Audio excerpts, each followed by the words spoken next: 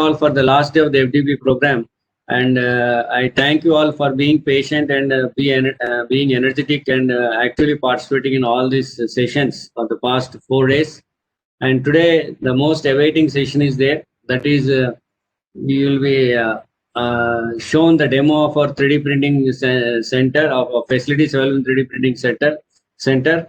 And after a morning session, we have a morning 2 sessions. We are going to have a demo on. First section is demo on SLM, SLS, and you have Polyjet. And in the second session, that is from 11:40 to 1:10, you are going to have demo of SLA, and then you are going to have demo of FDP, fuse deposition modeling, FDM, and then you are going to have a demo on our 3D scanner, right?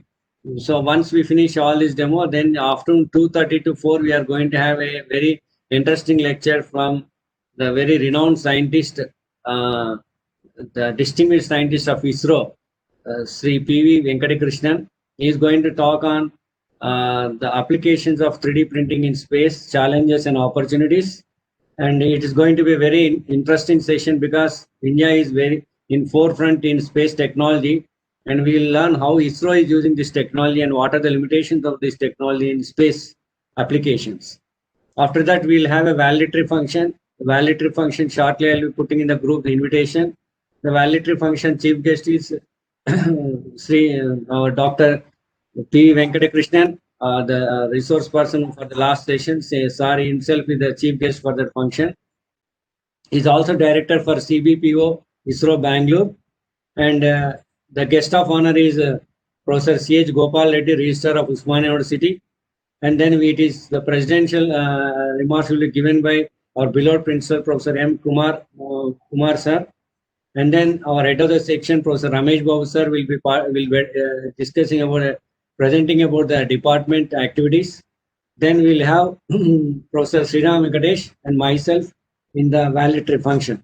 Apart from that, we also request some of you, please give feedback, online feedback. That is, you will be invited as a panelist. You can switch on your video and you can speak about what is your experience in this entire 5-day program, how you felt about it, what are the positive and negative sides, what you want to have. Furthermore, you can also speak about that, and what you learned from this FDP also you can tell. Some of you are telling that we have learned biomedical modeling, it was good, etc.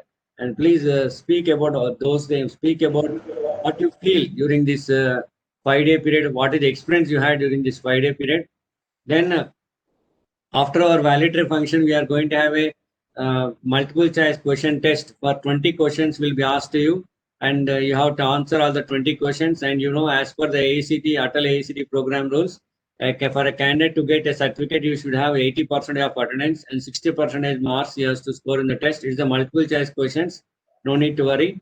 Then you are going to have then you have to submit the feedback in the portal. Once you do these 3 things only, you will get the certificate. So please do remember, as a participant, you have 3 obligations to do. Your attendance, I think 80% you should be there.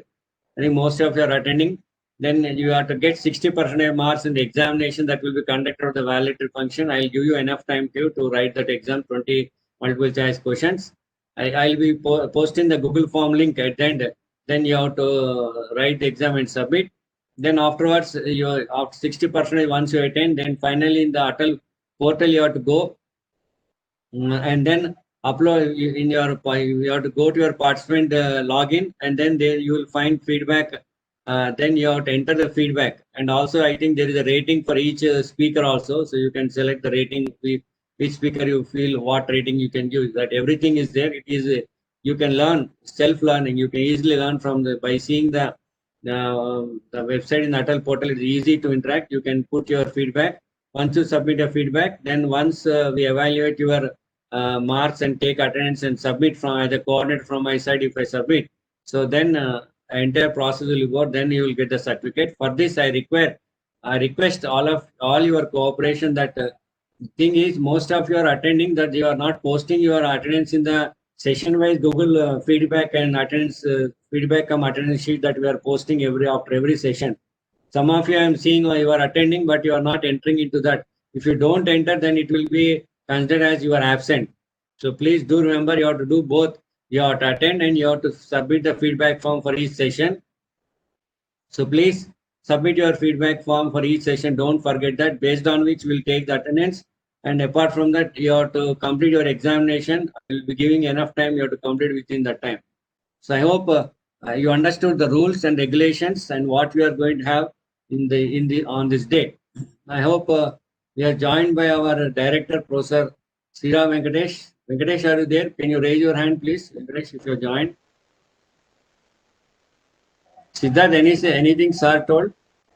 Sir joined, sir. Sir Joined, huh? Yes, sir. There is ask sir to raise hand, no? Professor Venkatesh, can you? All right, very good. Thank you, Venkatesh. Professor Sira Venkatesh is, all of you know, is the controller of examination. There is a lot of hectic activity going on. So he's in the exam branch. Now he's to start the exam in the morning, and I think he's on the move. Venkatesh, shall we start the session? Hello.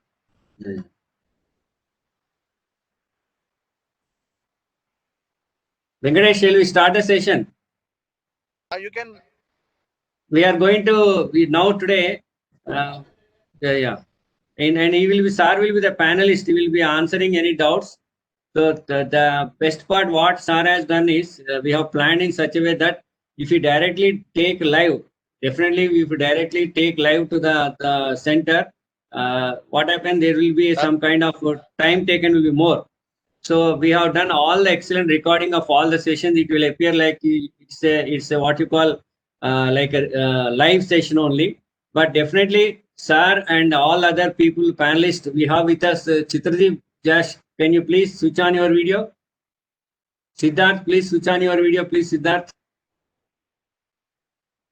Siddharth. Kaushik has joined. Only those people who please switch on the video, those who I'm asking. Kaushik, have you joined, Kaushik? Other person, please mute yourself. Kaushik has joined. Joined, Kaushik? Kaushik joined. Please ask him to switch on the video. Already asked him. Siddharth, from your side, just mute from your side. Kaushik, please switch on your video. Hello, Kaushik.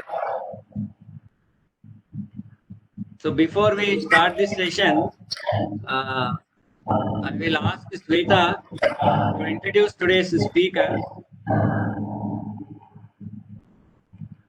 To introduce today's speaker, I'll ask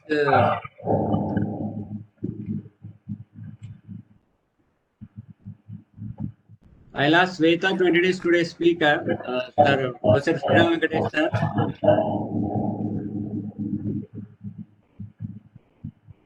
Sir, Kaushik. Sir. Kaushik joined, huh? Kaushik joined, but he is in client location, so that's why he can't answer now. Okay, right.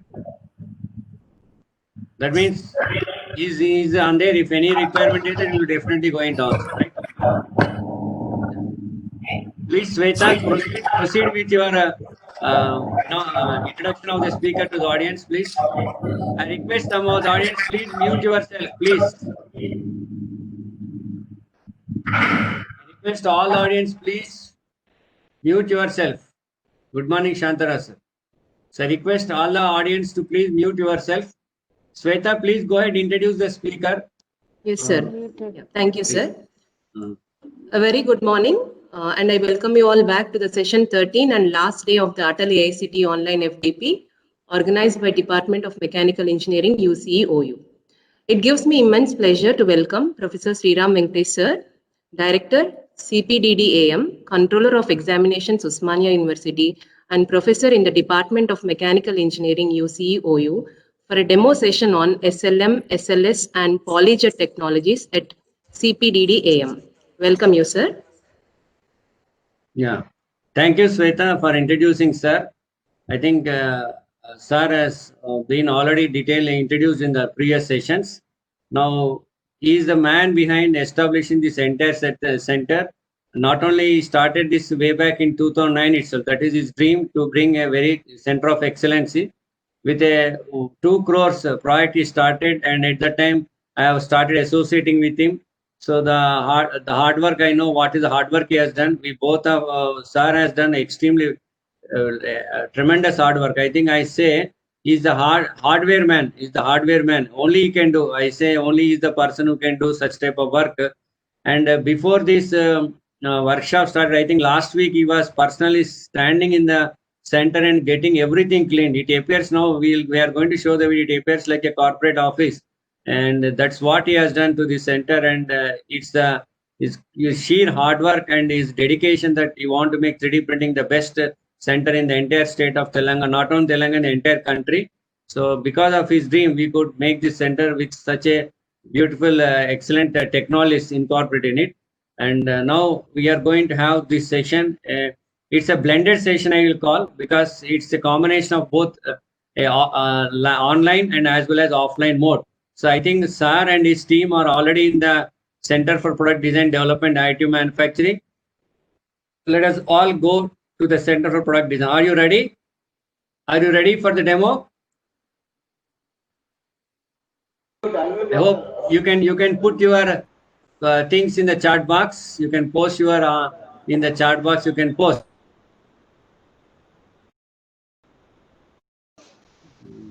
One minute. Sorry, I unmuted him. I have unmuted him. Okay, no. No, sir. No. Sir is not. I have unmuted. I unmuted. For me, it is unmuted only. Raj, ikkada lock undi, unmuted lock undi. No, I have unmuted. Siddharth, you are also unmuted. Let me come out of the share mode.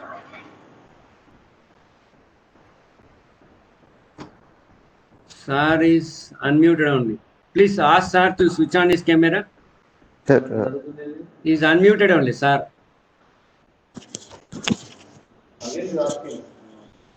Sir is unmuted only. I am able to listen to Sir. Hello, Siddharth. it is from my cam. But Sir is unmuted only. Please ask Sir to switch on his camera.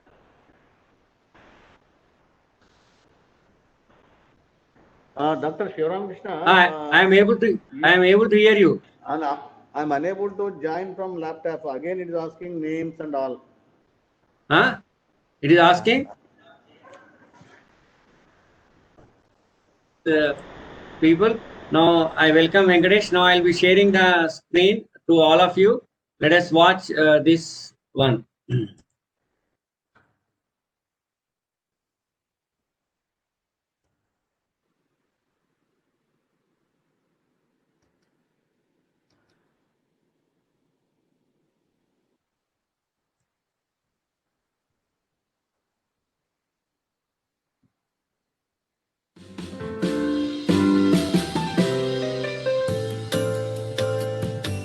This is our center.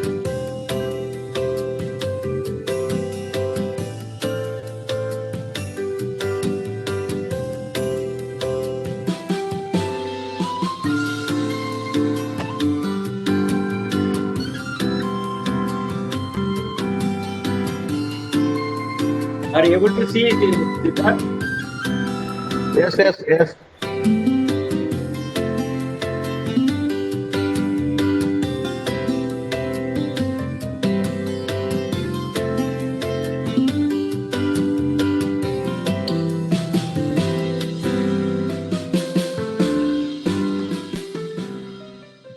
Good morning to all of you. This is Dr. L. Sivaramakrishna, Joint Director for Center for Product Design Development and Additive Manufacturing, Coordinator for the Atal AICT program on 3D printing and design. Today we are going to have a live demo sessions of all the state-of-the-art equipment in our prestigious Center for Product Design Development and Additive Manufacturing, which is a state-of-the-art 3D printing center in the entire state of Telangana. This center was established under RUSA 2.0 with the dedication and hard work of our Director, Professor Sriram Venkatesh. Welcome, Professor Sriram Venkatesh, Director for Center Product Design Development and Additive Manufacturing, and also the Coordinator of Atal AICT program on 3D printing and design. I welcome Venkatesh to continue the session, please. Thank you, Dr. L. Shivaramakrishna, Coordinator of this Atal AICT FDP program. and myself also the coordinator of Atal AST program. So myself is the director, Professor Sriram Venkatesh, director CPDDM. My colleague, Professor Sriram Krishna, is also the joint director of this particular center. So now I will explain what are the facilities are available at our Center of Excellence, that is CPDDM. In the first session, we are going to give demo on SLM mission, SLS mission, and Polyjet. In the second session, we are going to give demo on SLA, FDM, and 3D scanner. So now I am going to explain various 3D printers available at our center. Come to first the SLM printer.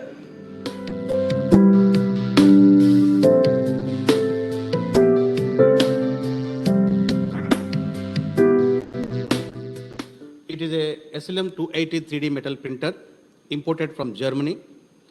The maximum build volume of this particular machine is 280, 280, 360 mm. 280 x-axis, 280 y-axis, and 360 g-axis. The materials handled by this particular machine are aluminum alloys, nickel alloys, cobalt chrome, stainless steel, and copper alloys. And the applications includes the aviation, defense, tooling, and biomedical applications. And we can produce medical implants from this particular machine and insert into the patients. So this is actually a build chamber where the 3D printing takes place. So this is actually x-axis, that is 280 mm. This is y-axis, 280, and z direction is 360 mm. The maximum build volume is 280, 280, and 360 mm. So here the reporter will spread the material, and it has got a fiber laser of 400 watts power. So this powder is exposed to the fiber laser, and it is melted locally as per the CAD contour, each layer. So then layer by layer, the building is taking place, and each layer, the plunger, this fall down by one layer thickness, and one upon other layer will be printed. So after printing the machine, we'll take it out and we do the post processing. All of you can see the parallel live video from Siddharth. Built by this SLM 280 machine. It is made from stainless steel powder by melting process. Another part built by this particular machine is a demonstration part, having in between there is a lattice structure, support structure. Again, it is made from stainless steel powder.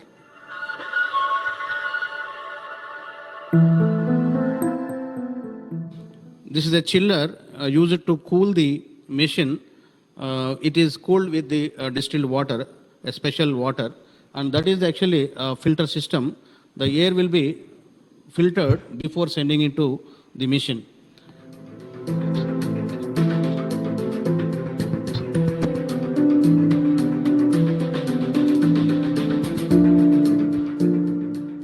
So these are the two gas cylinders. Here, this is the nitrogen cylinder, which is used for powder sieving machine to create environment where to prevent the oxidation of the powder. This is argon cylinder, which is used for the building chamber for the titanium. And this is actually the powder vacuum cleaner. We have to evacuate the excess powder from the machine. We have another unit, PSM 100, that is a powder saving machine. So which has got the cylinder. We keep the cylinder over here, and it will pass on to the shakers, and through transducers it will vibrate. After vibrating, the powder will collect here, and the collected powder in the container again we reload onto the machine.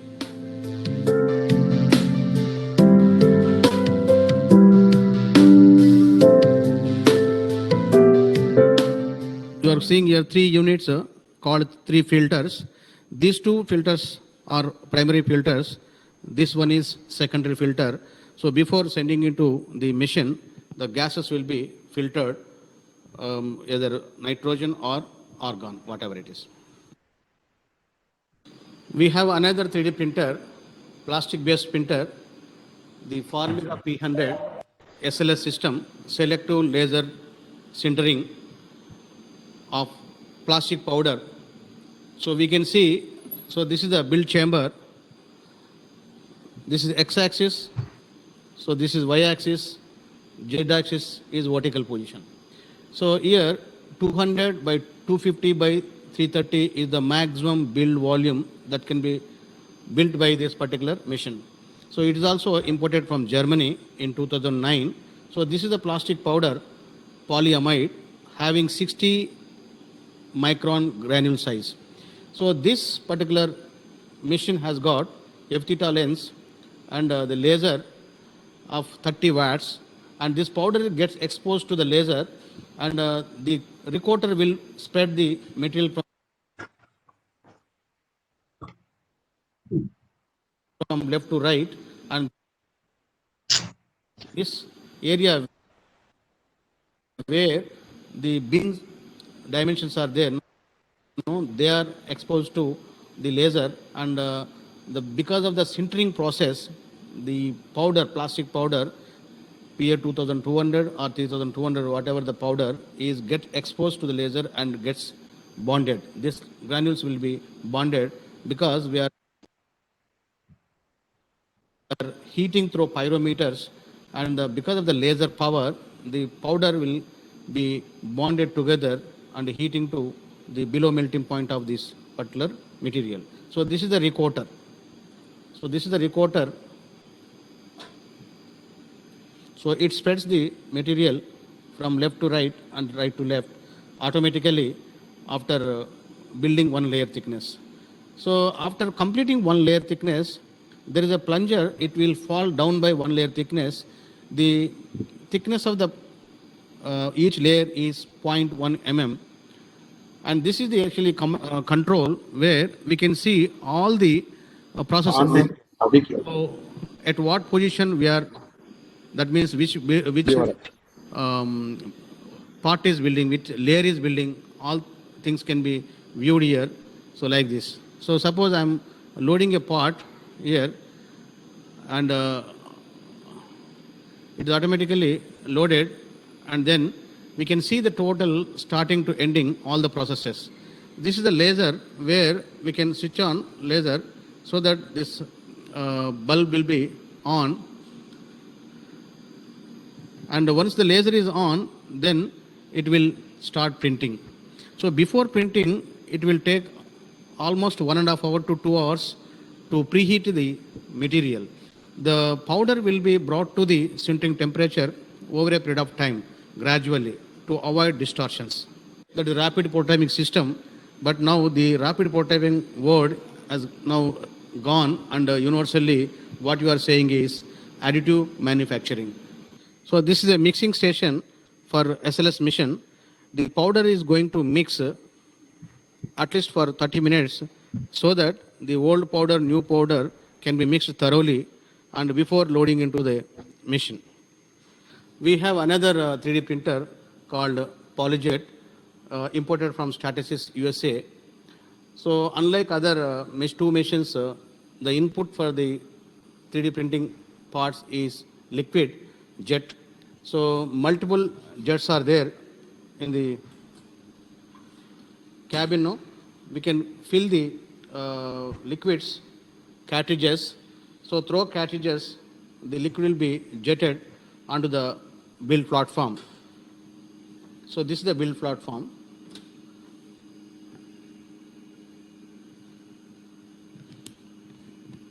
The maximum size that can be built is 294, 192 and 150 mm. This is 150, this is 294, and G axis is 192. Now we have another machine, SLA technology. It is imported from 3D Systems, USA, and the technology is DLP, Digital Light Processing. And you can see the build platform here, and the maximum build size with this machine is 125, 70 and 120 mm in X, Y, G respectively directions.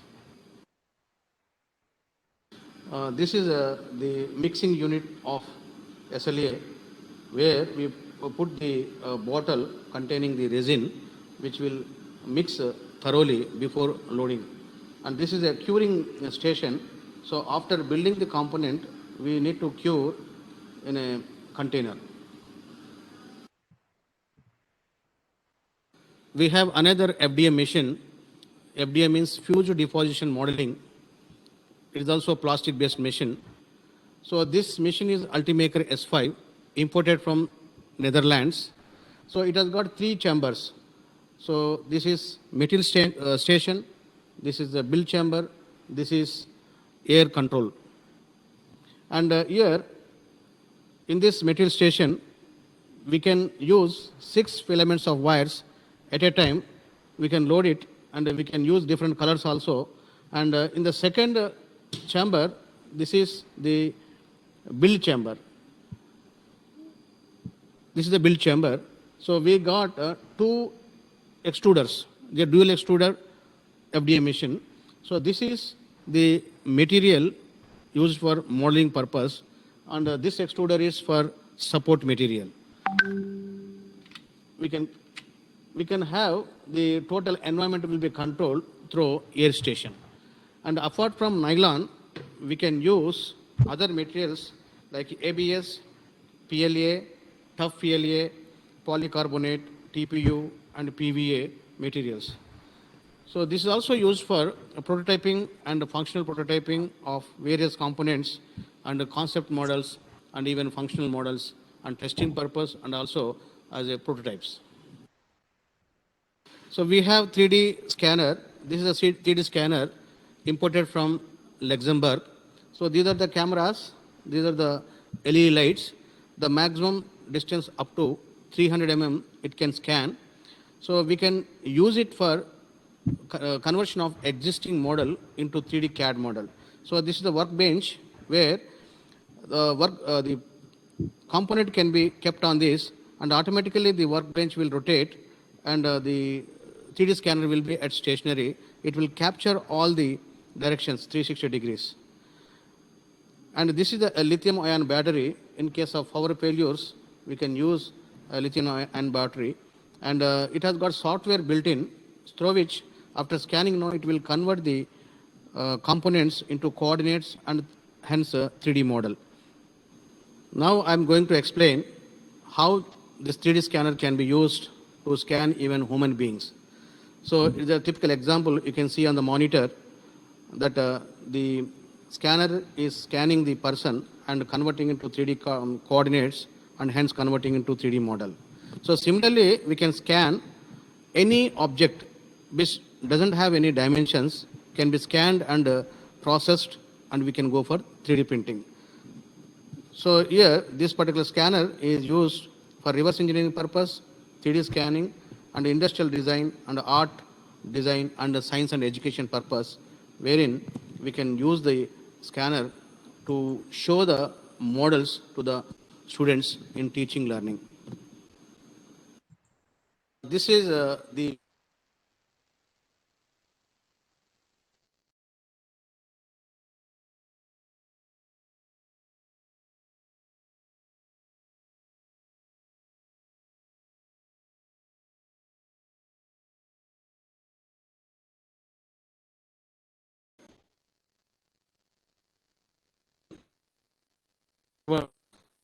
be ejected,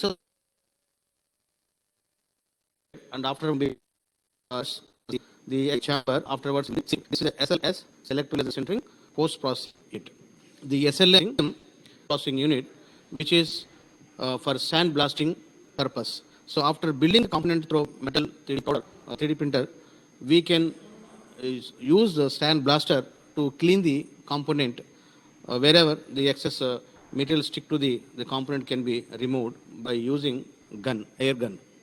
So this is another post-processing unit of SLS machine, selective laser sintering machine. It has got a air gun through which we can clean the powder through air gun. It requires compressed air to remove the excess powder stick to the component after sintering purpose. This is the post-processing unit of a polyjet machine where it is connected to the tap and the through water jet, we clean the component by putting two hands inside. This is another FDA machine, that is fused deposition modeling machine. It is fabricated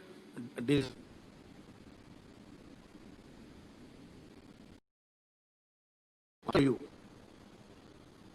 The components produced from this particular machine, and it is totally funded by the TechWeb University College of Engineering, Usman University. So these are the components which are built from this particular component, the 3D printer, and it can build PLA and pledge.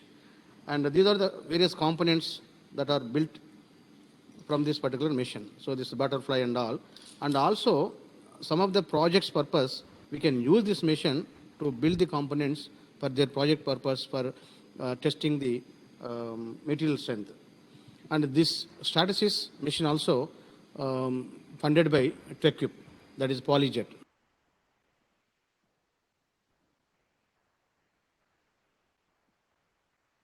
Yeah, it's a very nice presentation of the overall view of our center. Professor Sriram Venkatesh has taken us over a guided tour of the entire center of our CPDM. I thank Venkatesh for such a wonderful video and introducing to the audience what the facilities that we have in our center.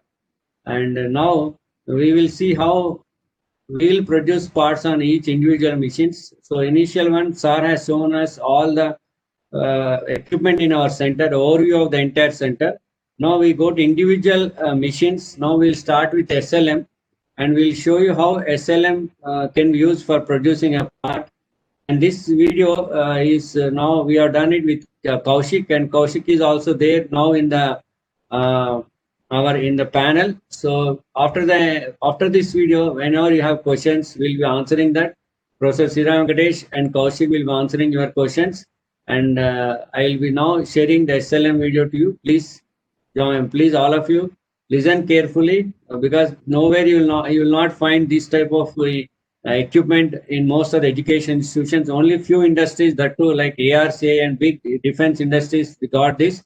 But the accessibility of those machines is very difficult for a common people like you. But in university, you have this machine, so anyone can approach us to do their project work, research work, etc.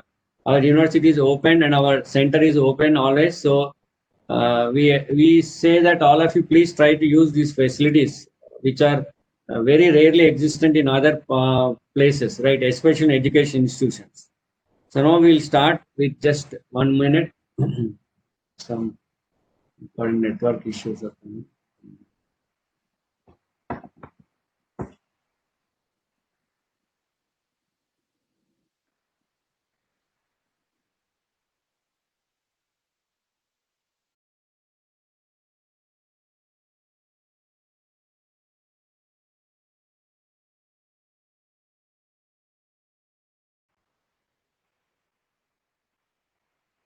One minute, Venkatesh. There is a network issue.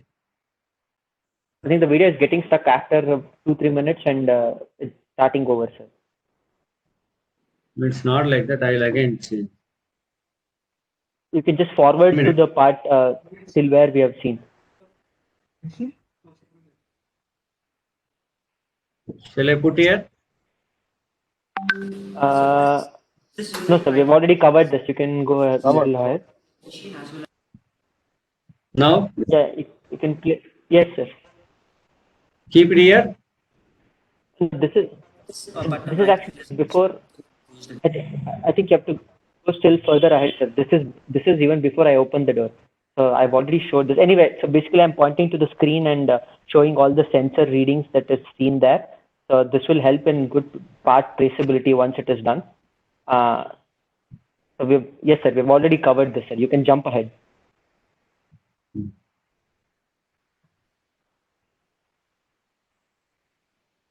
Jump. Go ahead, sir. Go ahead. Yes, I can go a little behind. Okay. Then now you can go to the next one.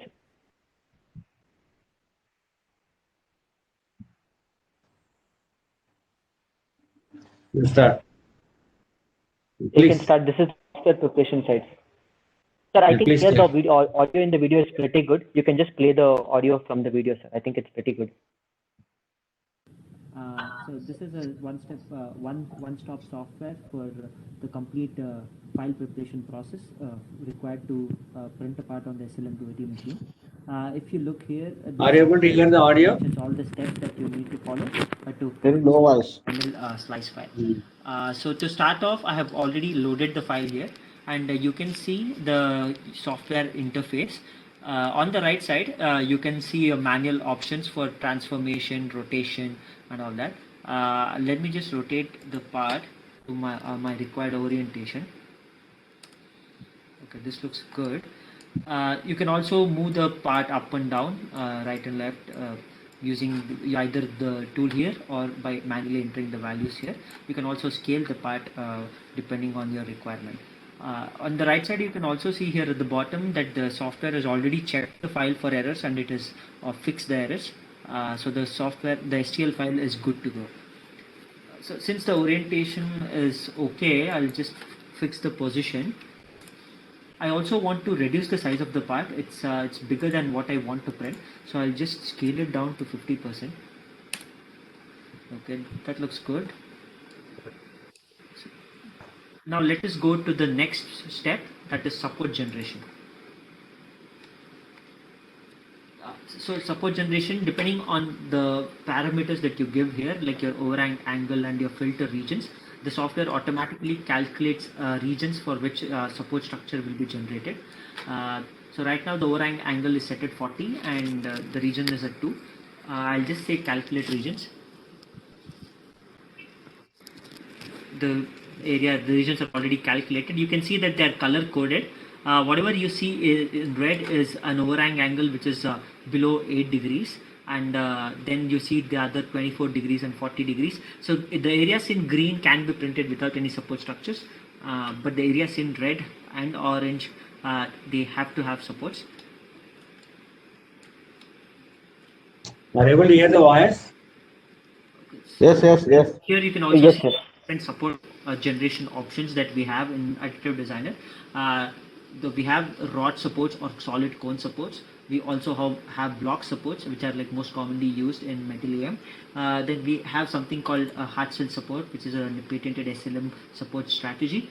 Then we have the line support and tree support.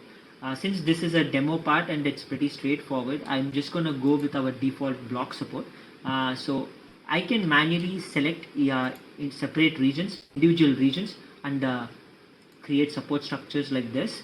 But at the same time, I can also select all the, if I want to use the similar supports for all the support regions, I can just quickly select all of them on this drop down on the left side and then just say assign. Just 1 When I do minute. that, the software 1 minute. automatically assigns The recording option, some problem. Just 1 minute. Participant, please 1 minute. I have to go to the.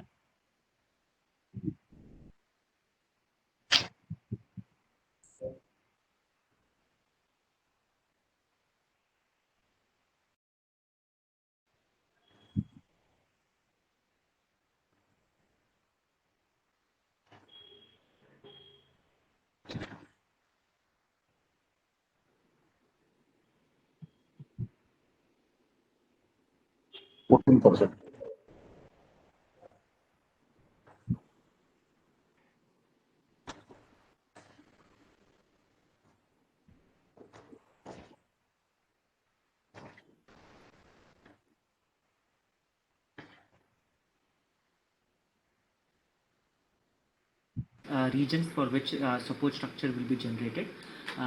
So right now the overhang angle is set at 40 and the region is at 2. I'll just say calculate regions. The regions are already calculated. You can see that they are color coded. Whatever you see in red is an overhang angle which is below 8 degrees, and then you see the other 24 degrees and 40 degrees. So the areas in green can be printed without any support structures, but the areas in red and orange, they have to have supports.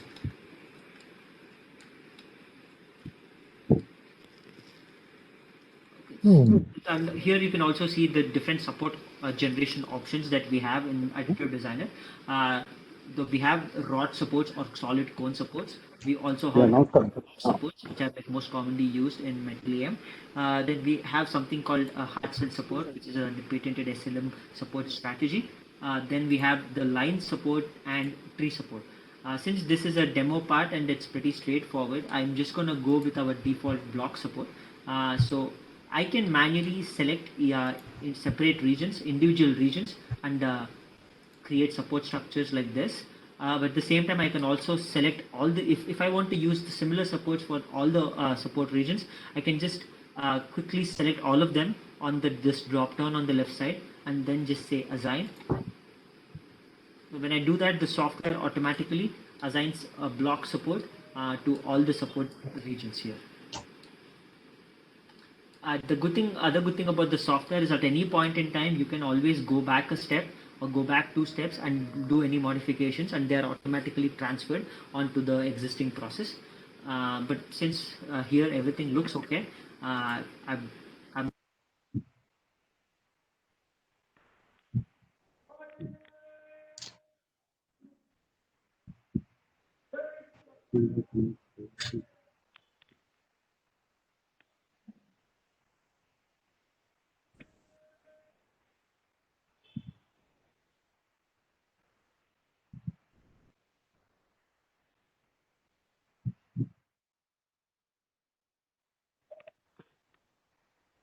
Sir, I think I'm made the host now, so you should still continue to present, sir. Yeah, I'm presenting only. For changing to host, it is again asking to stop this. my support. You can also see Okay. under supports there are a lot of options for you to tweak your supports depending on the part and on the You have the record option, the good thing you know. is for a new user, the software gives a very good starting point of which the user can go ahead and make their modifications as they get more experience with the machine and the software. Okay, so this block support is good. I'm just going to go to the next step, which is nesting. So nesting is normally useful when you are trying to fill up the entire build plate with the part, or you're trying to print multiple copies of the same part. You can see that there's an option called fill platform here. So if I click that, the software automatically fills the entire substrate plate, the 280 by 280 volume, with the multiple copies of the same part. But I'm not going to do that now because it will take some time, because the software has to do a calculation before it gives out the final result. But you can also manually change the number of parts in X and Y by entering the values here. But for now, for this demo, I'm just going to use this one part, and I'll go to the next step, which is build strategy. So build strategy is the step where you assign material parameters or the build parameters to your part. So if I go to this drop down, I can see multiple parameters for different materials: 1.27, 15.5 pH. I also have parameters for aluminum. For this one, I want to print in 316 with 30 micron parameters. So I'm just going to select 316, 30 microns, 400 watt parameter here. Again, the software gives you options to modify each and every parameter here. Let be it the hat spacing, the number of borders, the border distance, your beam compensation. You can also change your laser power and speed and adjust the focus for every different region as per your requirement. So I'm not going to change anything here. I'll leave everything as default. And I'll quickly say assign to part. If you have multiple copies or multiple parts, you can modify a parameter here, and you can assign one set of parameters for each part. But at the same time, I can also assign same parameters for all the parts. So since I only have one part here, I'll just say assign to part. And you can see in the drop down that the build strategy 316 30 microns has been assigned to my part. So now the only step that is left is to do the slicing. So I'll say calculate SLM file. It is asking me to save the file here.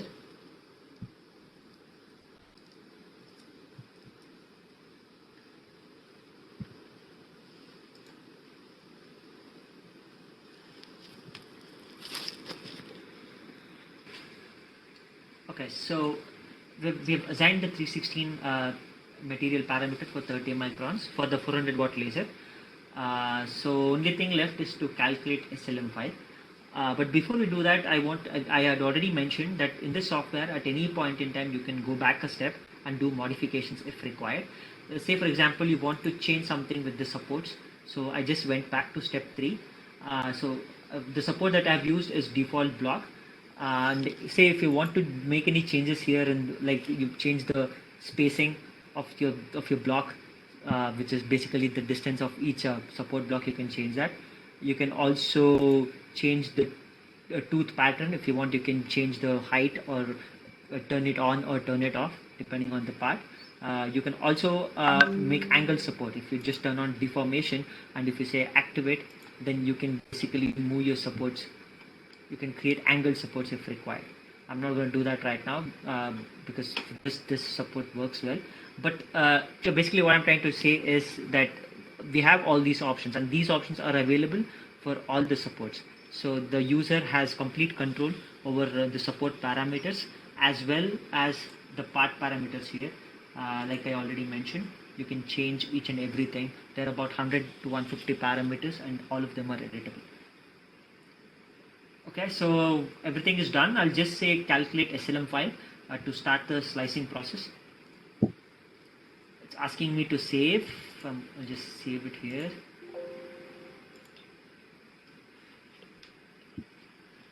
The slicing has started.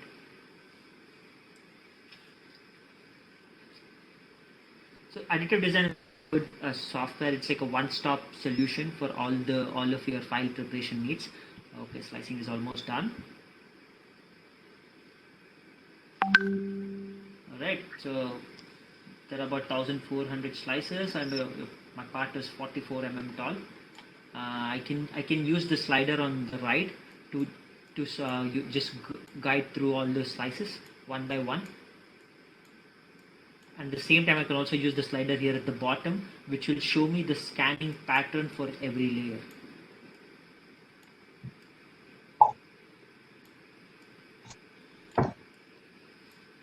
Right, now that the file is sliced, let's load this file on the machine and get the print started.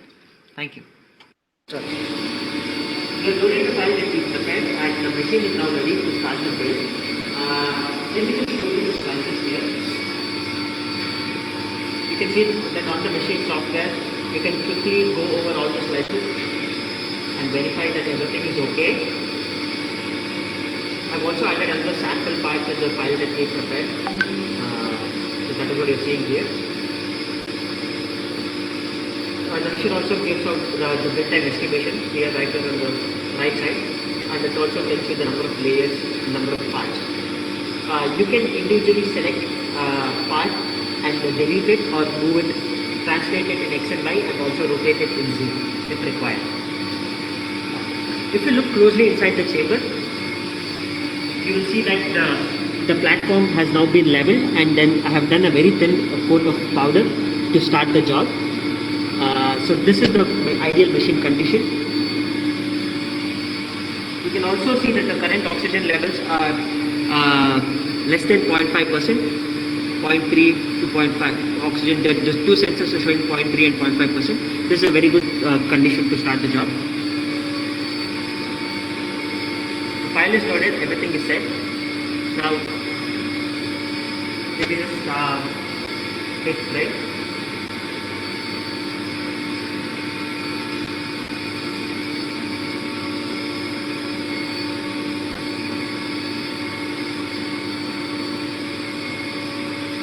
Okay, it's asking me to start. This is like the final setup window. I'll just start with the current platform position, which is the 0 position. The start layer is layer number 1 and the end layer is layer 1402. And I will set the initial exposure to 2. What initial exposure is basically used for the very first layer to make sure that the part sticks properly to the platform. This is like a high energy exposure just to make sure that you get a very good first layer adhesion to the substrate here. Now we can say start the job.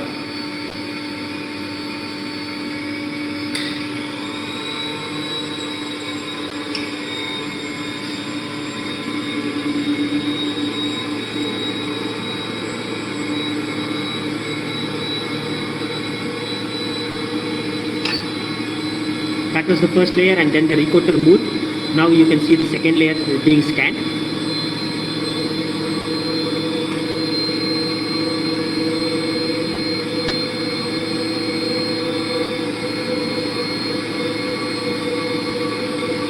So the process is repeated over and over till we get a final part.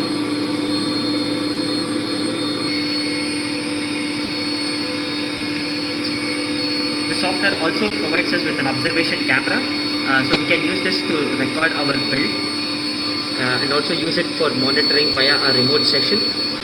This is a very useful tool, especially if you're running the machine unsupervised and you want to have a control over the job.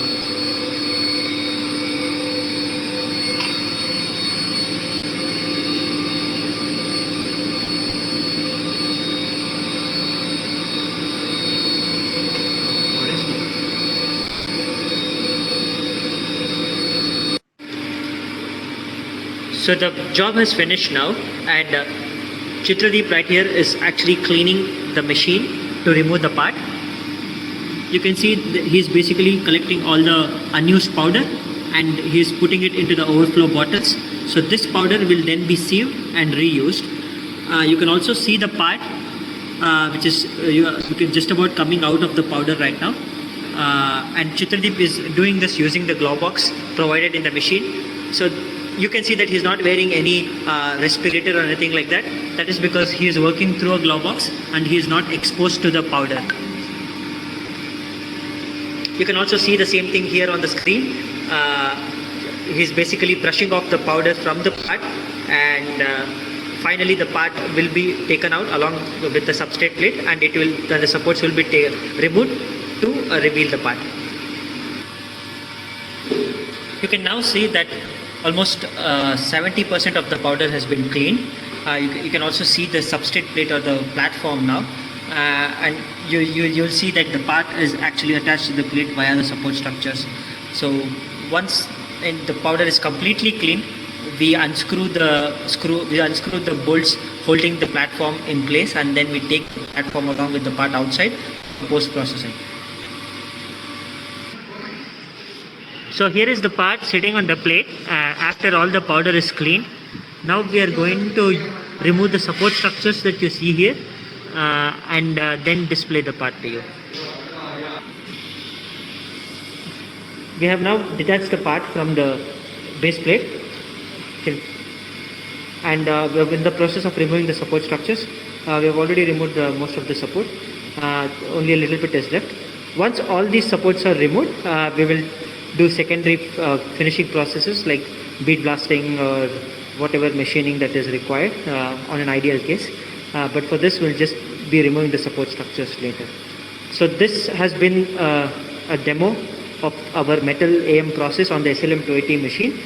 We showed you about the machine. We have showed you the setup that we do on the software. We have also showed you how to start the job, and we have showed how to clean the part and take it out of the machine. This is Kaushik from SLM Solutions, and thank you. Thank you, Mr. Kaushik, for a very exhaustive and elaborate session on SLM machine. I would like to, I think we shall take some questions from Venkatesh. Shall we take some questions from the audience?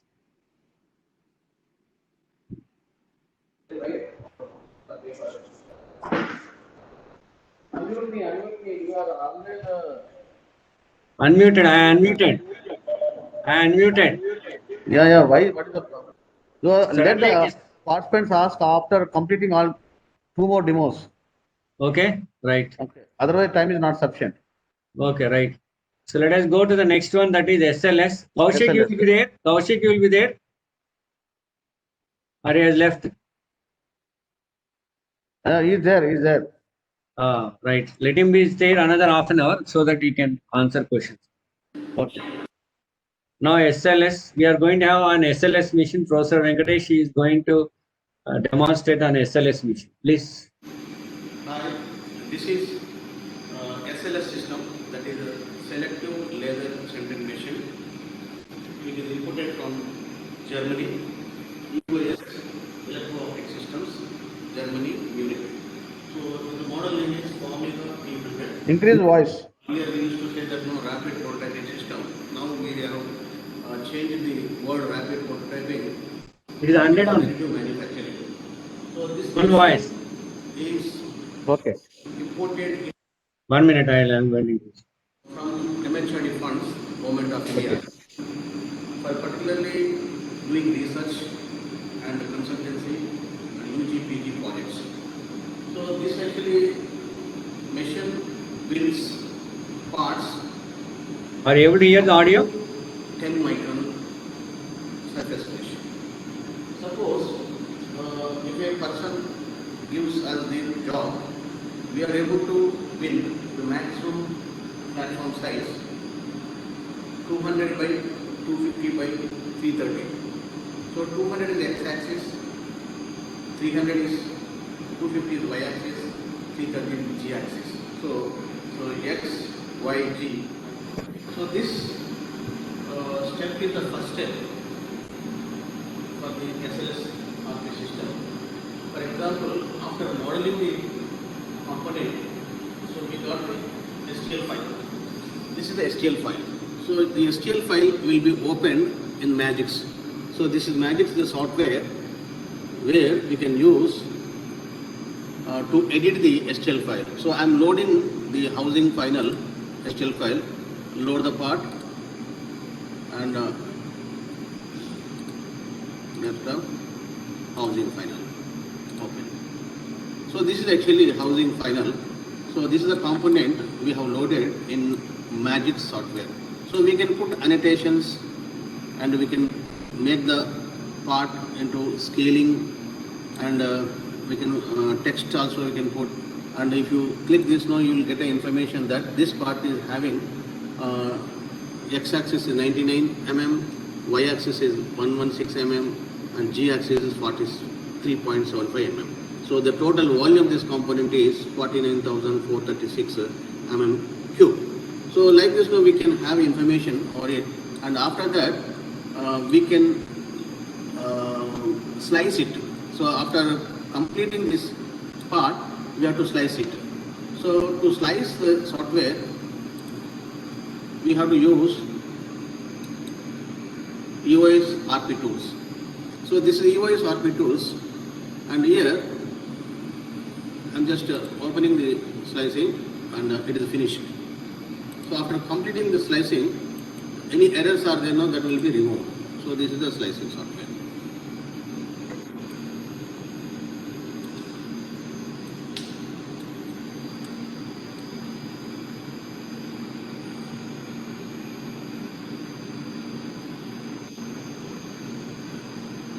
So then we have to save file,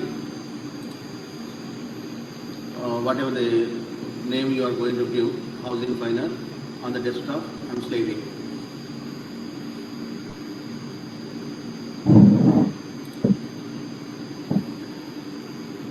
Housing final.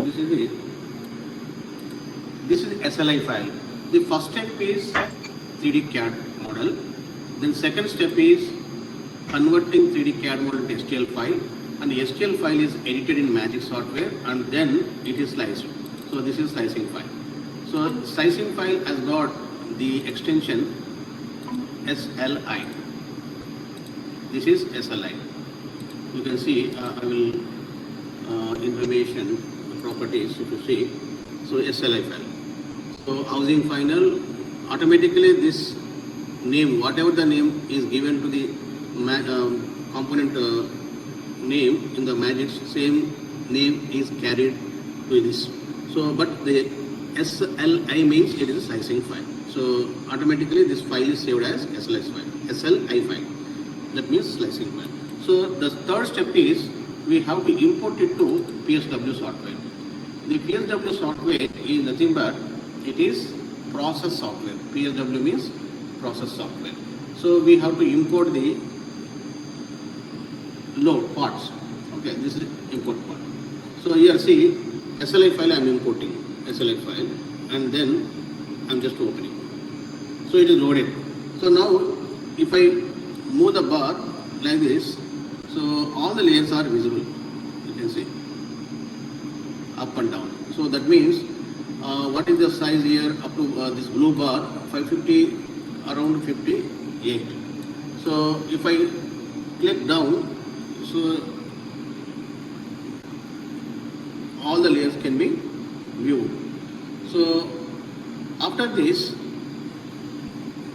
suppose if you want to stack, so this yellow is the border of the part. So you can move also. Okay, you can move, translate, like this you can translate. Anywhere you can put it. Okay. So then afterwards, here in this, you are going to see how much time it has taken. Okay, so you can calculate the time. So this is the time.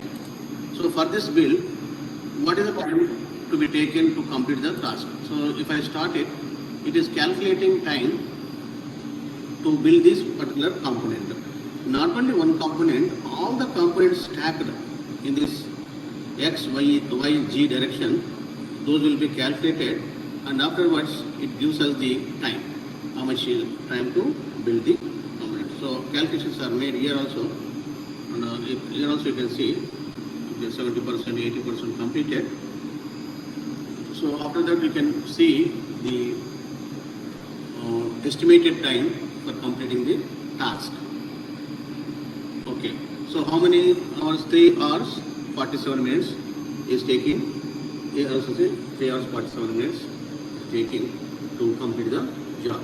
Okay, so after that, this is for estimation purpose. This is exposure parameters. So all these details are whenever required. No, it is two types of centering is taking place: mechanic and automatic. So generally mechanic, this exposure is kept to have more strength, right? And the other tools are like editing and mirroring, duplicate of the parts, etc. So after this, there is a small icon here. This is the icon exporting the building task to the machine through. There is a backside RS-232 network cable is there. So I am just sending now. This is I am sending. So after sending now, this is actually machine name. SI726 is a machine name. Okay. Example is given. And if I start it now, it slowly exports this component into the machine. So I am just sending. So see, you can see.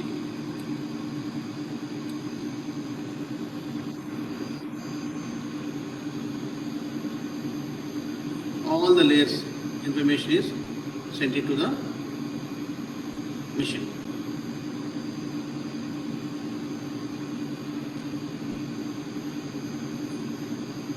Here also, what we have given the name is part housing final.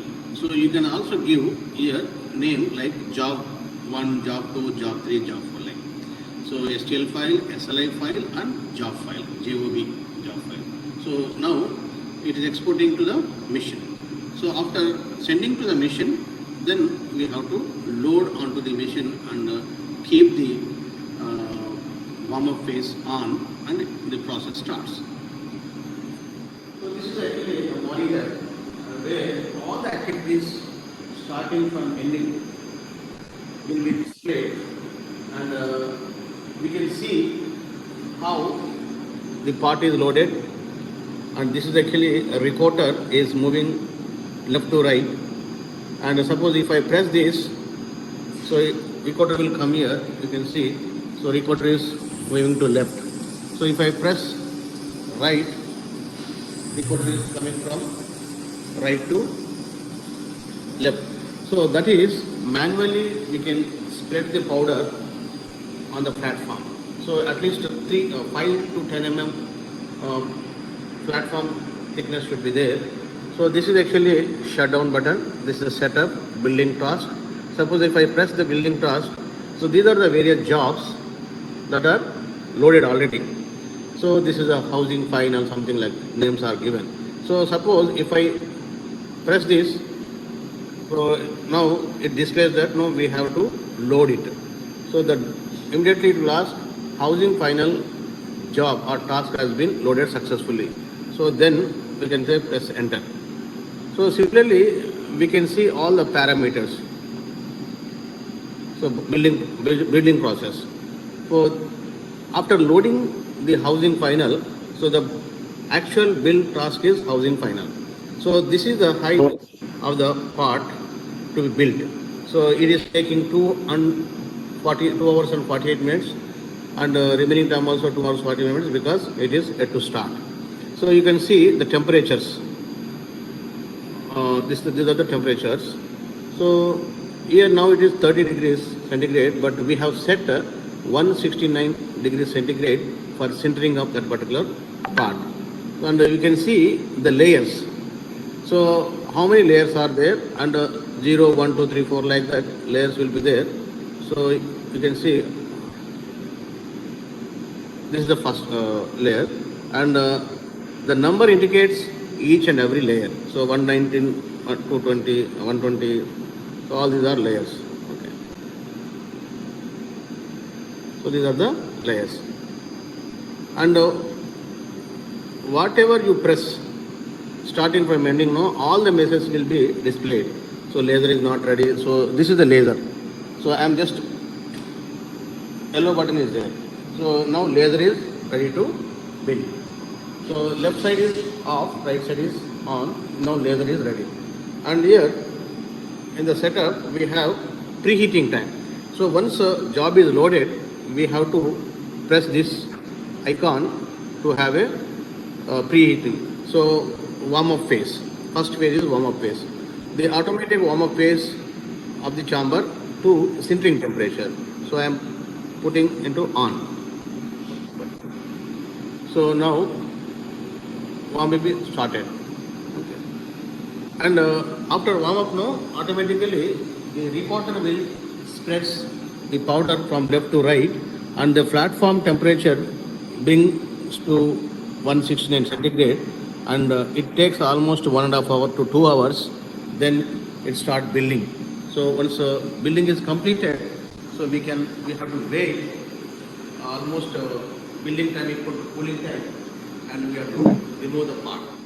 After completing the building, so we have to load the platform like this. This is actually x-axis, this is y-axis, this is g-axis, depth. So we have to load like this and eject the components. Right. So we have to load like this. It is a pneumatically operated post-processing unit, and we have to close like this, and then we have to eject slowly. So for ejection we need gas, compressed air.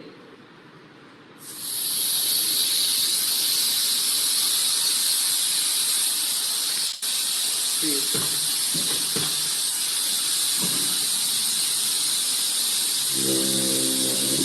this is the parts are ejected, and we have to clean the part, and the excess powder will be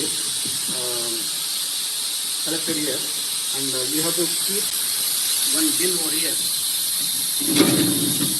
So then,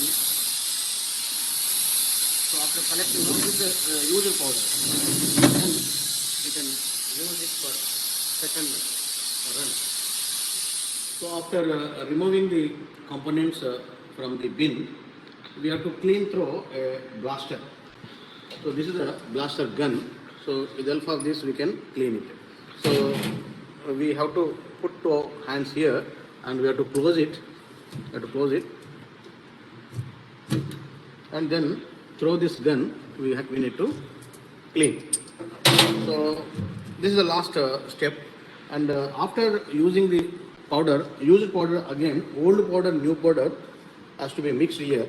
This is the mixing. Whether new powder or old powder are together. For example, 70-30 or 60-40. That is old powder, new powder. We will mix it.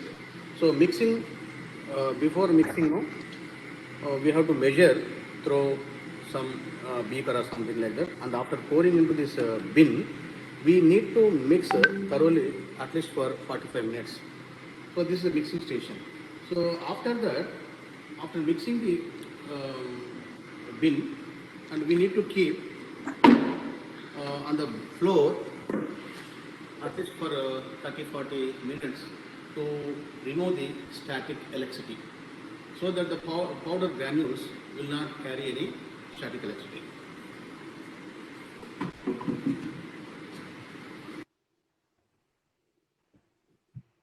Is it over, Venkatesh? Yeah, over. Next, we'll go to Polyjet. And Dr. Shivaram Krishna, Please. you unmute Kaushik and Naresh also there. Both of them you unmute to answer the questions on SLM. Okay, then you are telling after Polyjet, no? After Polyjet. Yeah, that's what. Polyjet. I ask them to switch on their videos. I'll unmute them. Because so many participants are there. Let them switch on the video after your presentation. Is the Polyjet Object 30 Pro. So In voice is low. Voice is low. Unlike the I put 100 only, but I think it is recorded through cell phone. That's the issue. prints on the paper, and here a jet of layers of liquid is jetting onto the You can tell if After it's possible. getting the liquid layers of platform, UV light will cure the material so that it will చెవులో పెట్టుకుని ఈరోజు బాగానే. the material what we are going to use is the photopolymer materials. So if you look at the internal details of the Object 30 Pro, so this is actually build platform. This is x-axis, this is y-axis dimensions, and this is the g-axis. So x-axis is 300 mm and y-axis is 200 mm, and the maximum G height we can go up to 150. So this is actually a recorder, and these are the nozzles. This is the UV light. So coming to this particular nozzle is used to jetting the model material, and this particular nozzle is jetting the support material for the model. And coming to this, after jetting the layers of liquid onto the surface, so the recorder will flatten the layer. Sometimes there may be a possibility of wrinkling, so that will be avoided and that will be flattened, and afterwards no UV light will impinge onto the layers, and so that the material will be cured because of the UV light temperature. So this is the model called Object 30 Pro. These are the cartridges which are kept here, and these are the different cartridges, and this is a bin for collecting the waste material. And these cartridges we have Vero Clear. So sometimes depending upon the customer and depending on the requirement, we can use Vero Clear, which is like a glass type transparent material, and other material is Vero.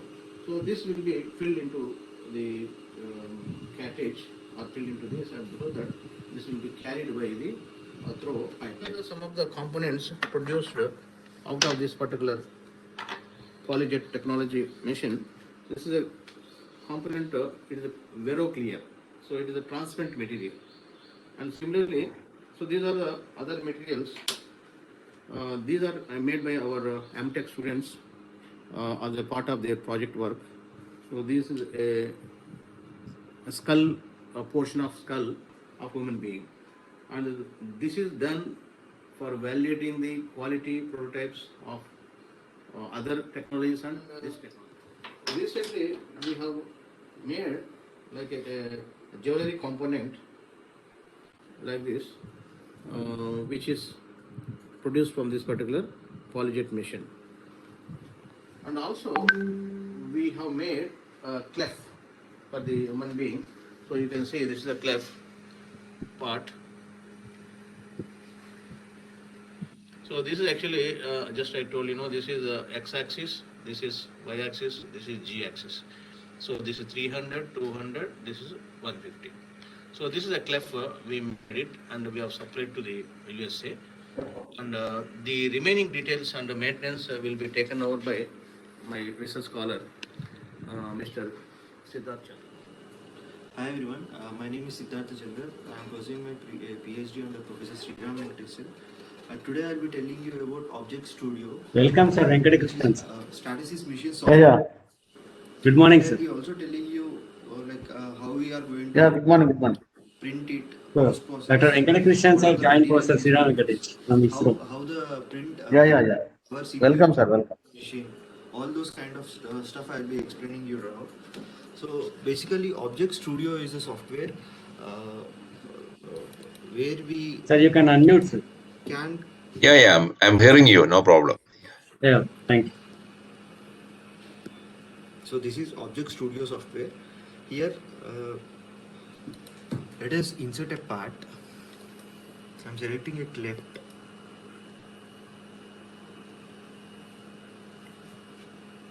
So once the part is loaded, like we can do matte finish or glossy finish selections. Now I have selected for matte. We can transform it, scale down it, rotate it. I'm actually scaling it down to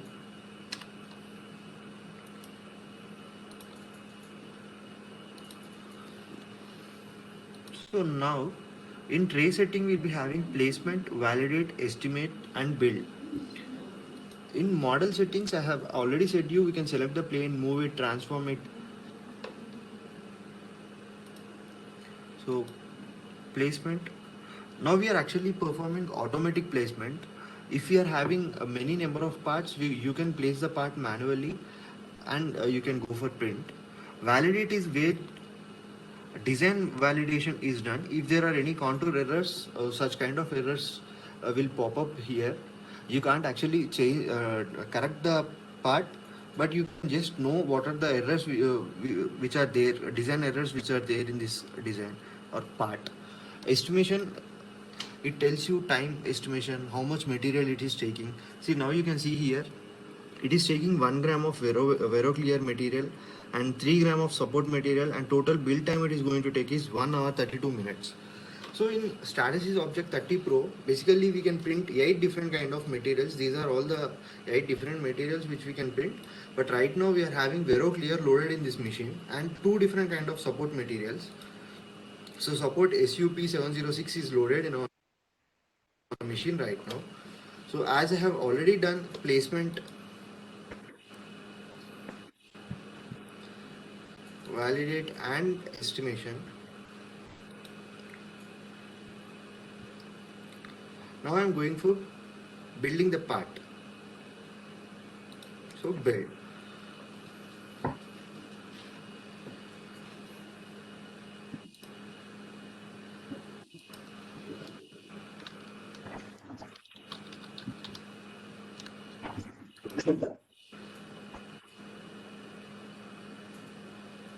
So this is a job manager window where you can have all the previous jobs which we have already done, history, all those things you can see. Here you can see how many slices it is the part is going to take. This part is going to be sliced into 12 slices or layers you can call.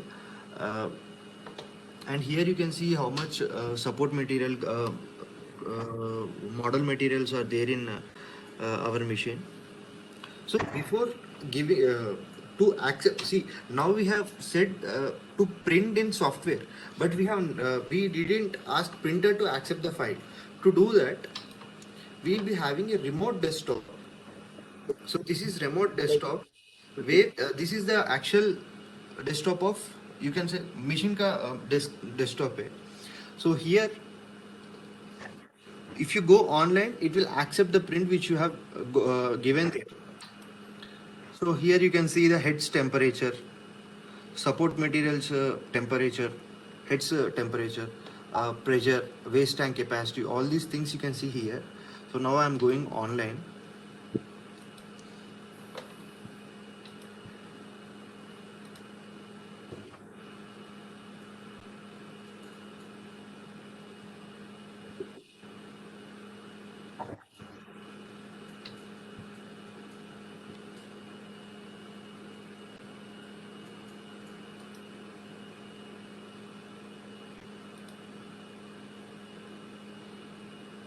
So now we are online.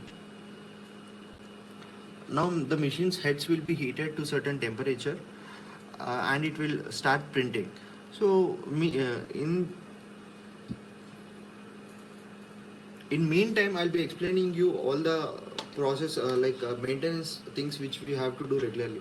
See, as we have already said you, this is a resin based machine.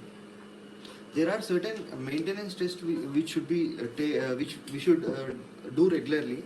Uh, Such maintenance tests are purge sequence, pattern test. We are having some wizards like head alignment, head cleaning, head optimization, material flush fill. Whenever we change the material, we have to go for flush fill. Like every now and then, say we can you have to go for UV light calibrations, wipers cleaning. All these are the some maintenance tests we must perform in regular intervals of time. So now head seating is taking place. Uh,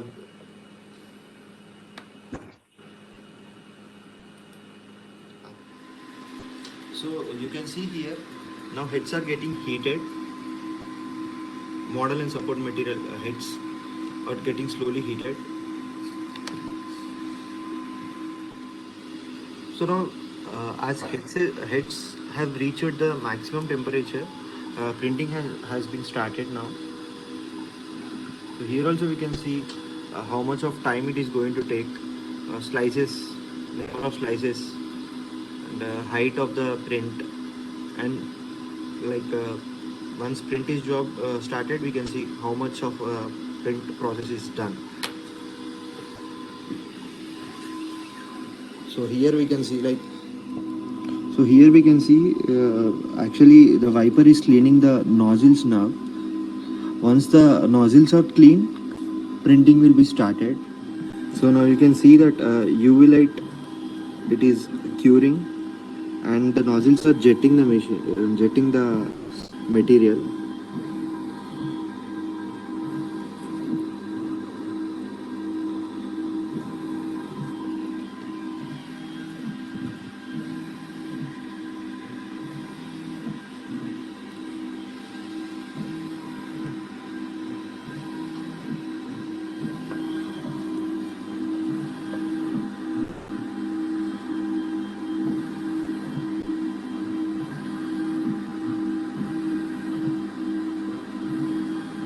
So there is a part which we are printing.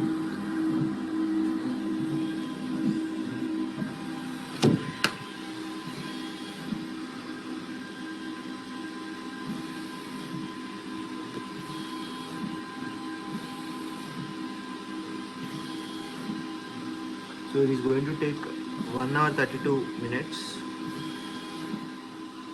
So you can see print has been completed now.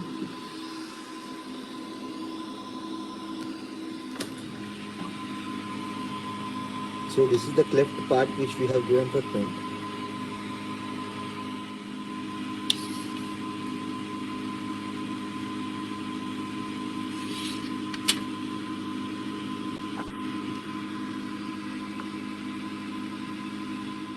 So this is the cleft which we have printed, and it is surrounded by support materials.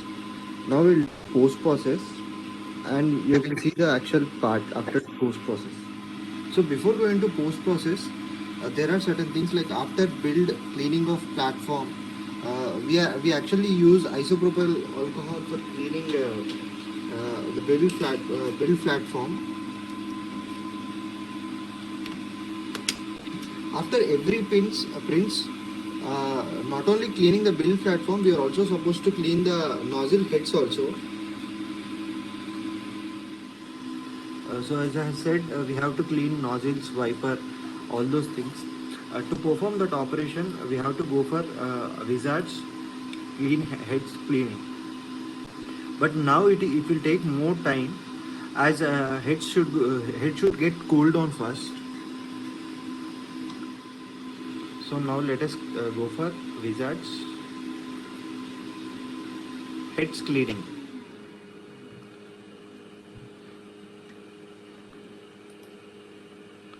It is asking whether build tray is empty and cover is closed. I have already removed the part, and I have cleaned the build platform.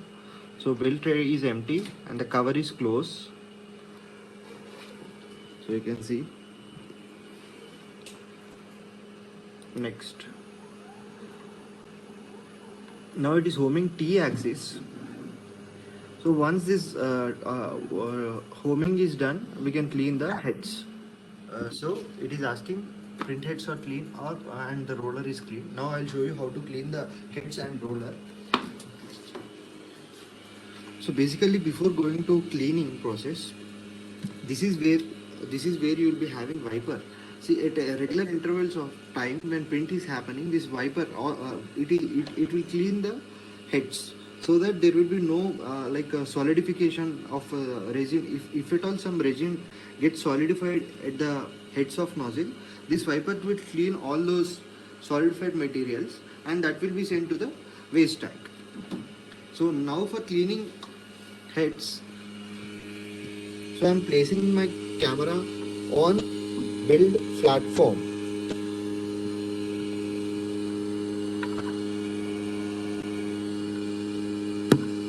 So I think now you are able to see the heads. So these are heads and this is roller.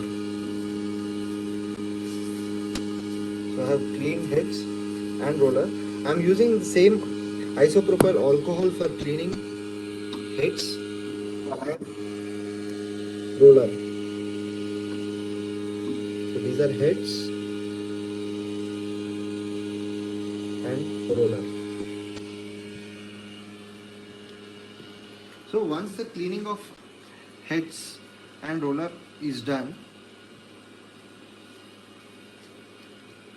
I have to make sure that nothing is placed inside also.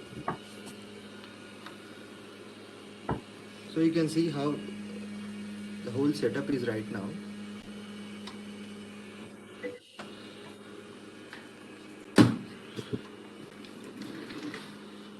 So now print sheets are clean and roller is clean. Next, the build tray is empty and the cover is closed.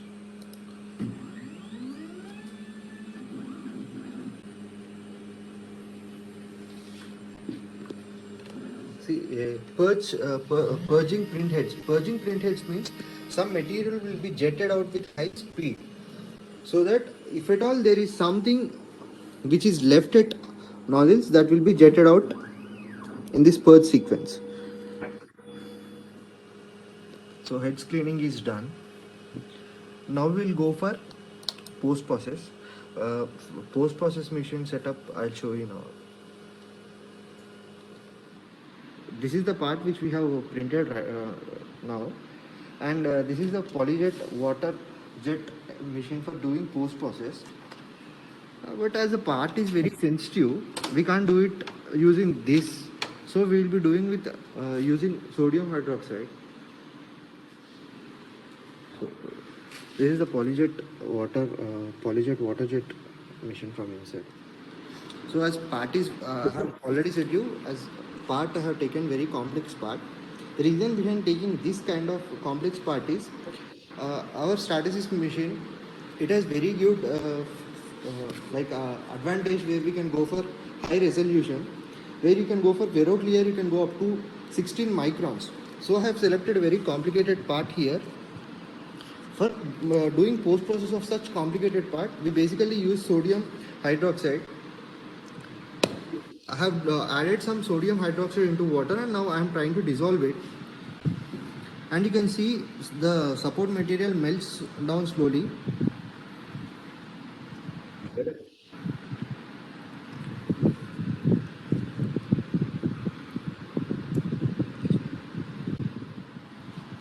So we have done the post process. You can see this is the scaled down part and this is the actual part, actual design. This was printed previously. You can see how even when I have scaled down it so small, we are able to achieve the final print. This is the actual part.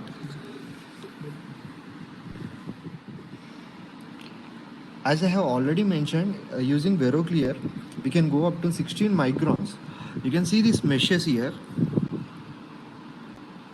and even when I have scaled it down, we are able to achieve those meshes. So that's the great advantage of PolyJet. Thank you. It is over, Polyjet.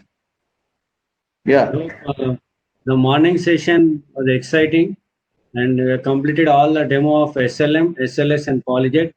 Thanks to Professor Sriram Ganesh, Kaushik, and Siddharth for making us an exciting tour of these three technologies. And now, shall we go for question answer, Venkatesh, or we will continue with the remain next session? I think before next session, we have some question answer session. Yeah, question answers. Let us close the session, then ask the question answers. One thing is, from my side, I would like to emphasize to all the participants that these videos are not old videos, just taken just 3-4 days before for the purpose of only FDP. So all these videos are taken. Why? Because there are power issues and network issues. No, that's why we have pre-graphed these videos. So all machines are available, all are running, and all can come and visit our center, working all 3D printers, including the lowest printer, that is MTech project, design and fabrication of FDM. So with this now I conclude, and I invite questions from all these three missions. So far we have given demo. So, Mr. Kaushik, please switch on the video. Kaushik and Naresh, please switch on your videos. Siddharth and Siddharth, Kaushik, and Naresh. Naresh means I'm asking all-time Naresh, please. Yeah. Questions, you can take one by one questions, sir. I'll unmute you 1 minute. Chitradeep, I am unmuting you. Kaushik, I am unmuting you. Say hi, Kaushik. Siddharth also.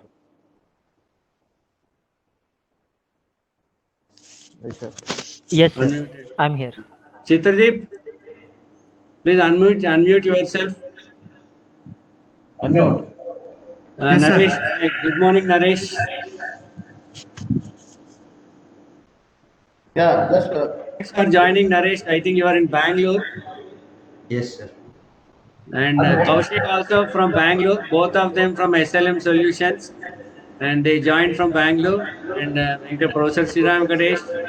We are all in Hyderabad CPDM Center.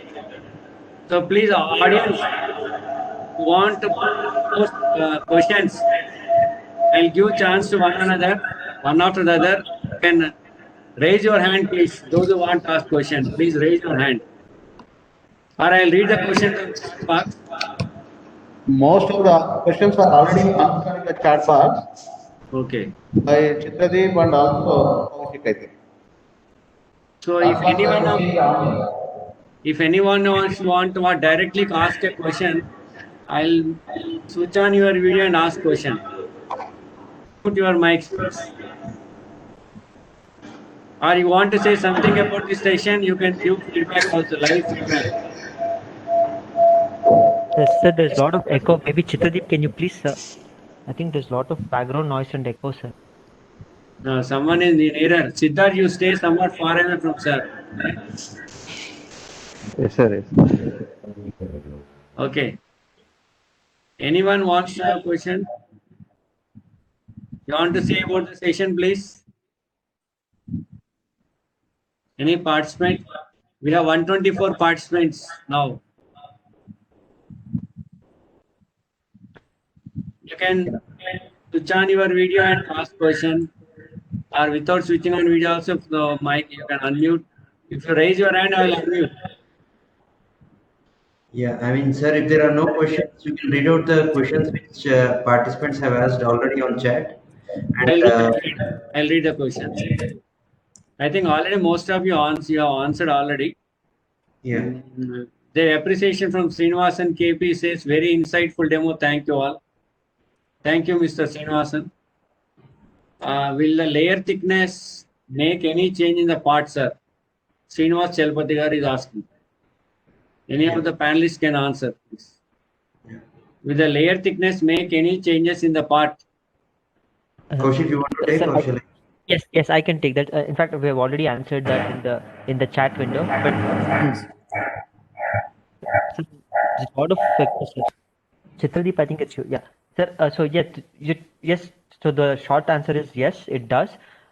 So because layer thickness will also directly it's related to your surface quality, be it FDM or in DMP or our metal printers. But the thing is, it also depends on the application, because the smaller layer thickness you go, the higher your build time be. So basically, it's like a trade-off depending on the application, depending on your requirement.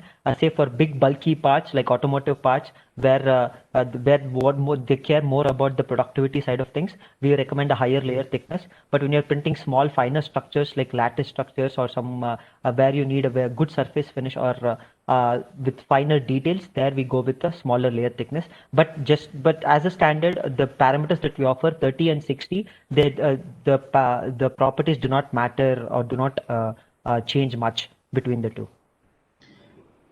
Yeah, I mean, it typically depends upon the feature size what you want to print, and the density will not vary irrespective of the layer thickness which you choose on these machines.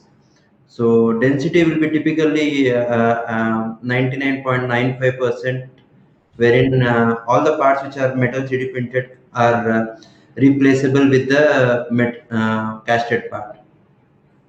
So here I want to add selective laser melting is far excellent than selective laser sintering, because melting, it melts completely the powder, you get highest density part 99.9%, whereas in other technologies it is sintering basically, so you get a lesser density parts. That's why after thorough revision with the analysis, I think Professor Venkatesh and we all made a conclusion we have to buy SLM for our center. So this is a state-of-the-art machine which is advanced than what you have in the ARC. Is it right, Naresh? You have the latest model, right?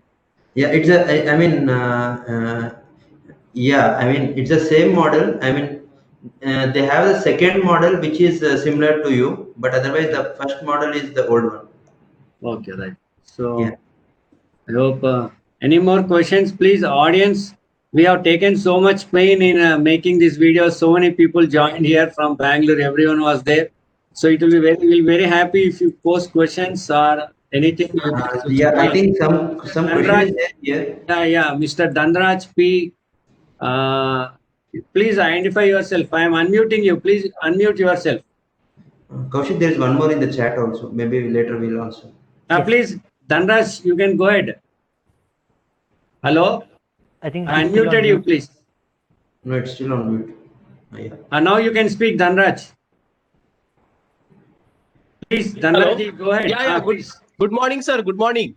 Please identify yourself, please. You are from the beginning. I seen you in the yoga also. You are there. Please. Yeah. Sir, very good morning. Rather, it's good afternoon now. Am I audible, sir? Audible. Please identify from where you are speaking. Yeah, I'm Dhanraj Tambuskar, a professor in Mechanical Engineering Department from Pillai College of Engineering, Navi Mumbai. Okay. Okay, sir. So I'm heading my department, Mechanical Department. I'm very sorry that I could not attend your all lectures or all sessions, but whichever session I have attended, I am really impressed, and it was really awesome, sir. The efforts which you have taken for arranging this FDP, and inviting so many speakers, and they are at par. You can say they are wonderful, or they are the best. You can say best in 3D printing. So I have really enjoyed all the session, whichever session I could attend. In fact, I have also got one Atal FDP sanction, sir. That's on product design and additive manufacturing. Of course, in additive manufacturing, I'm also, frankly speaking, I'm from industrial and production engineering background. So I would definitely take your help. Sometimes I may require help to, for coordination on or for the organization of this particular FDP. Today I was attending this, demos, and the facilities which you have, it is really wonderful. I could not see even in Mumbai colleges. Of course, IIT Bombay must be having, but then other colleges or even these government colleges, they don't have this facility, sir. It is really wonderful, and you and Venkatesh sir are doing wonderful job, very, very wonderful job, sir. There is no doubt at all. Only things are, because of this pandemic, I have some students who wish to do research, or they want to do their MTech project in 3D printing. but because of this pandemic, they are unable or they can't visit your university or any other college at this point of time. So how can they? My question. I mean, I just want your suggestion that how can they do projects without having the facility of 3D printing in this particular area, additive manufacturing or 3D printing. Sir, Right, sir, Dhanrajji, we are very thankful to you for patient listening and your insights into what our workshop is all about. Our center is mainly there to help other academic people also. Definitely, as Professor Sri Venkatesh sir said, will definitely helping. We are already doing a lot of AICD program. Venkatesh and myself are the resource person, and we are taking the extending our facility of our center also. No, Right, order of the day is move the expertise without moving the expert. So I think you are seeing on the panel a lot of experts sitting from Bangalore, but still they are able to move their expertise. So in this regard, I request Professor Sri Venkatesh how we can help those students to answer to sir, please. Yes, sir, please. Professor Dheeraj, I can say if they are not able to move from your place to this place, we have official mail ID. We will share you. Otherwise, if you don't have, that is the director.cpgdm@usmania.ac.in. They don't have to come over here. We can build the parts and we can also courier to the students. So if really they want to do work, spending time with us after COVID is possible. But because we are in COVID situation, if they have any components to be built by using various technologies that are available at our center, we are readily accept and we will do it and send it through courier. And we will charge, we are not into commercial, but we will charge nominally powder cost and all. And we are ready to help and already helping since 2009. Yeah. Yeah. Definitely, you can, for example, you can do design from your side. And in design process also, our team like Chitri, Siddhar, they can help you online how to do the design process, modeling, everything. Once it is done, they will also explain online how to convert STL file. So once it is done, then you can send the file as Professor Sri Venkatesh said, you can send through email. And when the process is being, when the part is being built, also we'll take a video from our side and we can send it to them as if they can have a feeling of when the process is being done, they can join live because you are no online platform. They can see how the process is done. They may not have a hands-on experience, but they can have online virtual experience on how to do this. As Venkatesh sir said, after this COVID, they can come and directly we are going to offer what you call certificate, the training program, 1 week or 4 weeks training program to the students also. That is one of the objective of our center also, right? Thank you, Dhanrajji. I hope. That would be wonderful, sir. If you can organize such programs, definitely students, community, and even teaching fraternity interested would be immensely benefited with your center by yours. Definitely. Thank you, sir. Thank you so much. Dr. Chalapati questioned one question is that which technology is better, that is FDM or SLM? So there are two different technologies. It is like a plastic material you want or a metal part you want. If you want a metal part, you have to go for SLM. If you want a plastic part, you have to go for FDP, plastic-based companies. So it all depends on the application, which component you are going for, looking for and building. So for only design review, anything is okay. But if you are really going for a tool, die, and validation purpose directly or using as a functional component, metal is always better. Correct. Functional thing, metal is better, and for even plastic functional thing, rapid. What are the FDM technology? We have Ultimaker SY Pro is the number one in the FDM field, the best FDM machine we have, and that can be also used depending, as Professor said, for your requirements. As per your requirements, you can have the technology with you. SLM, you get a better surface finish. Definitely, the cost of the part will be also higher. But FDM, you get lesser surface finish. It depends on your application where you want it. Anyone still want to speak? Please, Naresh, go ahead, please. Sir, there are a couple of questions in the chat which I would like to take. Please. Someone asked, since SLM is powder-based printer, I thought powder acts as a support material and we don't need to create support on parts. But I saw you have created supports. Do we really need those? See, yeah, I mean, for something lesser than 30 degrees and all, we obviously need supports, and it all It also depends upon the geometry of your part. And coming to your point, is it required that you need supports? Yes, we require supports for certain overhangings depending upon the angle which are oriented. Supports not only give strength to the actual model part, but also help us in dissipating the heat generated during instant melting and cooling down. Another point is, see here the support material is again the same material which we use for model material. I mean, for printing the main part. But then what we do in the SLM process is we melt the support at a lesser density. And if you have seen the process video, we have removed the supports with hand.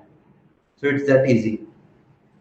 Yes, sir, Naresh, well answered. I actually also wanted to add to that. I think the person who asked the question has confused SLM with SLS, because SLS is where it's a powder based thing, but it's plastic and you don't need supports.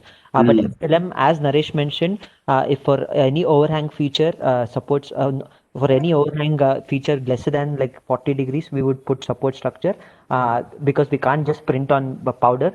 And also, like Naresh mentioned again, that support not only acts as a structural component, but it also acts as a heat sink because if we don't put support, and what happens is as the process continues, heat gets built up, and because of that, we'll have distortion. So to avoid the support structure, which will basically transfer the heat from the part to the base plate, thereby making sure that your part stays properly on the plate. Yeah, I mean, there is one more question. In SLM process, why did you go for vertical position instead of horizontal placement? Is it to reduce support structure? I mean, no way. I mean, it's basically for us just to make a part which is quite quick to print, and just to showcase you, we have placed a part in a vertical position so that the supports are only on the bottom surface and easy to remove. Otherwise, we can print parts in whichever the angle you want, and in the best orientation. The best way is to design, print a part with optimal supports and with a good feature. Yeah, that is one. And then Kaushik, there is one participant switched on video 3DP 130. You want to directly ask question? Sir, please go ahead, sir. 3DP 133. I unmuted you. Please ask questions. Sir.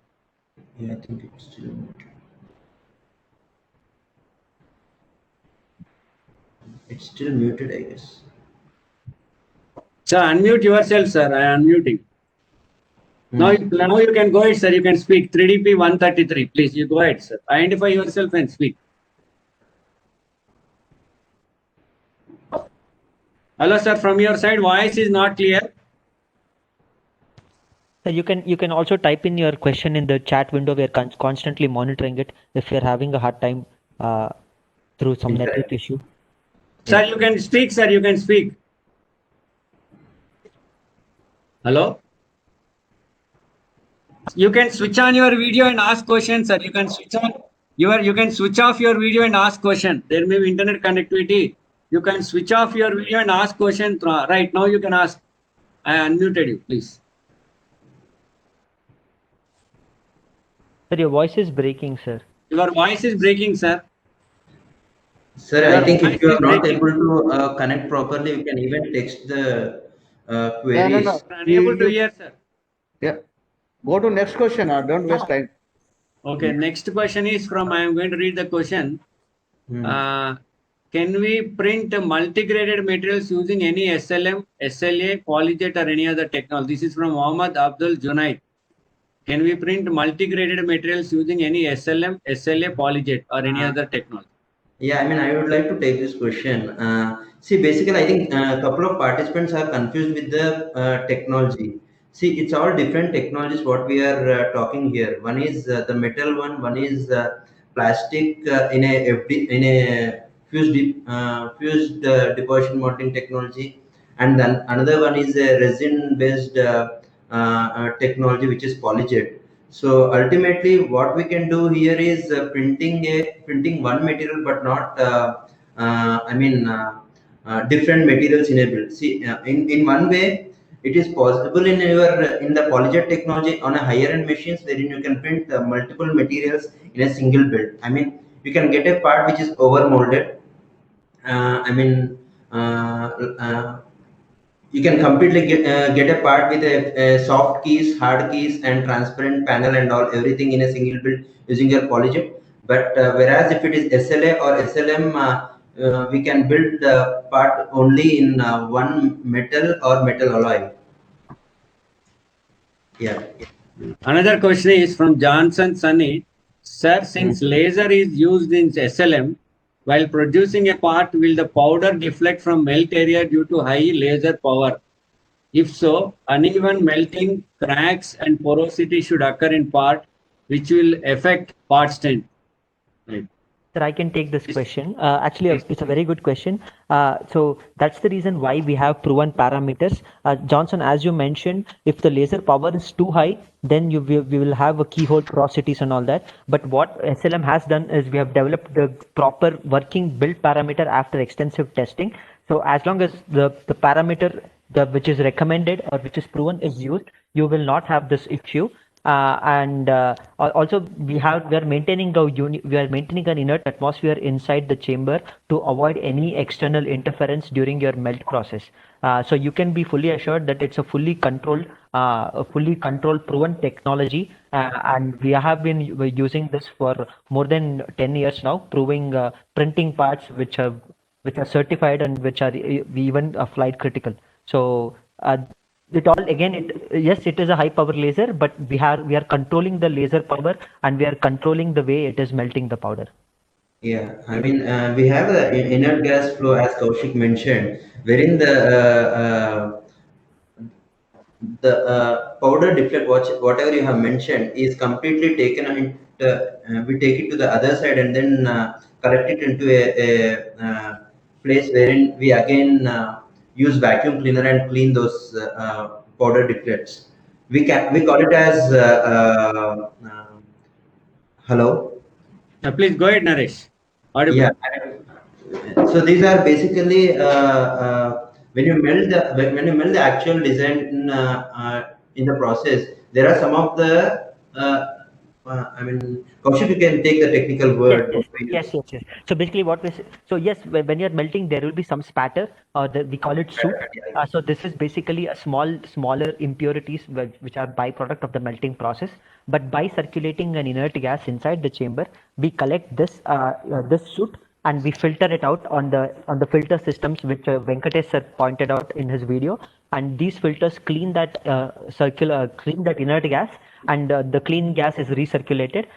So this also makes sure that these impurities do not fall back on the part, affecting the melt point. Thank you, Kaushik and Naresh, for your very elaborate answer. And another question, I think this is the last question we'll take because we are running beyond schedule. We have the next session.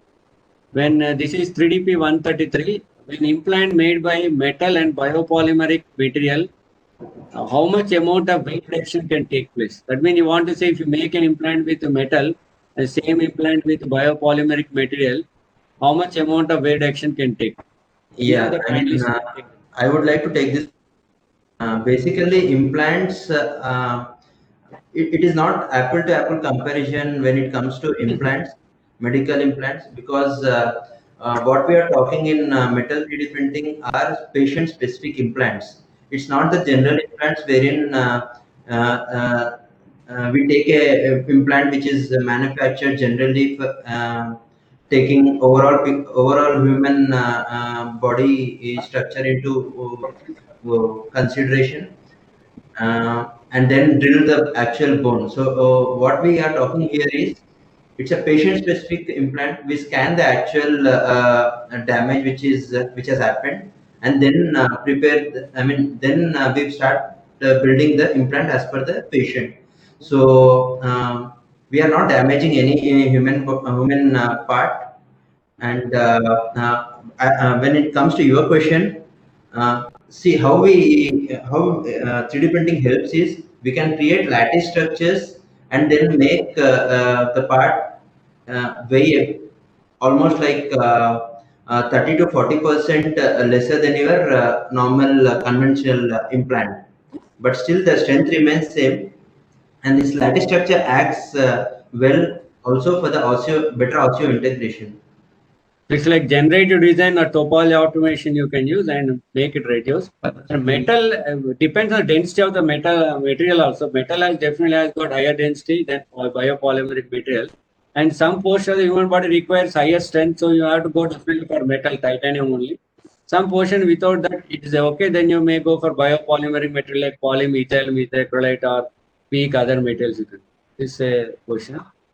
So, Yeah. I mean, if it is metal, we are directly speaking about using the part inside a body.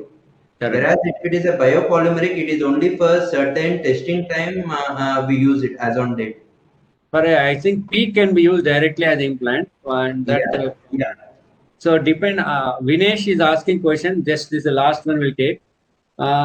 It's a nice presentation.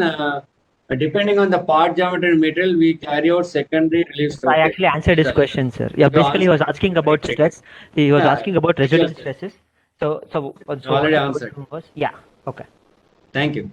I hope we are done with this session because already we are now beyond schedule 12:22, and I thank all the, especially Professor Sriram Venkatesh, in spite of his busy schedule.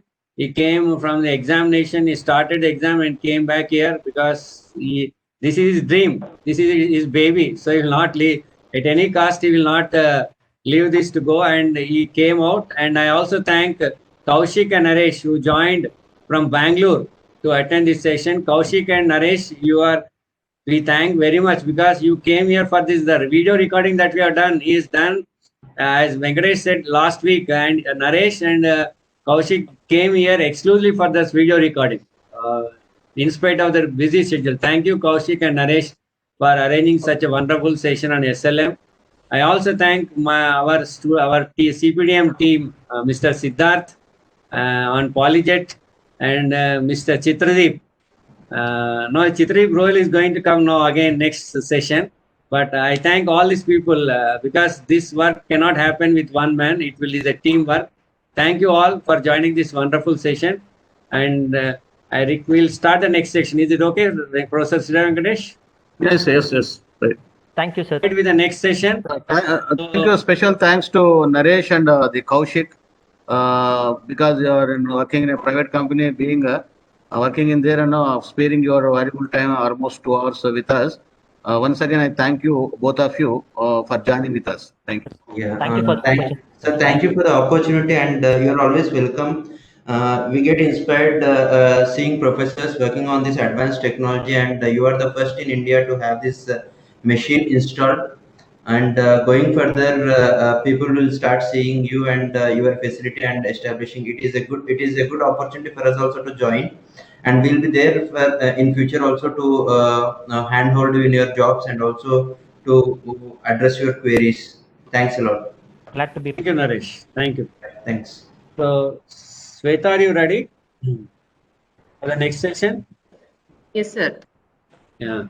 Now I invite for the next session, Mr. Yogender. Are you there, Mr. Yogender? I've seen you. Hi, Yogender.